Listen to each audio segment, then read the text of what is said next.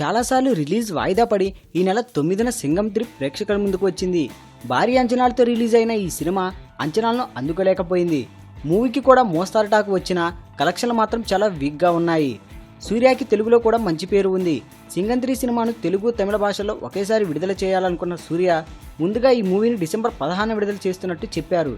అయితే అదే సమయంలో తెలుగులో ఓ యంగ్ హీరో సినిమాకు ఇబ్బంది లేకుండా ఉండేందుకు ఓ అగ్ర నిర్మాత సూర్యపై ఒత్తిడి తెచ్చి సింగం 3ని వాయిదా వేయించాడన్న ప్రచారం జరిగింది. సూర్య అతి మంచితనానికి పోయి తన సినిమాను డిసెంబర్ 23కు తర్వాత జనవరి 26కు వాయిదా వేసుకున్నాడు. తిరిగి ఫిబ్రవరి 9కు వాయిదా పడింది. ఇప్పుడు తమిళంలో అక్కడ రాజకీయాలు ఇంట్రెస్టింగ్గా ఉండడంతో జనాలు సింగం 3 గురించి పట్టించుకోవడం లేదు. ఫస్ట్ వీకెండ్లో తెలుగులో 5 కోట్ల షేర్ వస్తే తమిళంలో కేవలం 7 కోట్ల షేర్ మాత్రమే రాబట్టింది.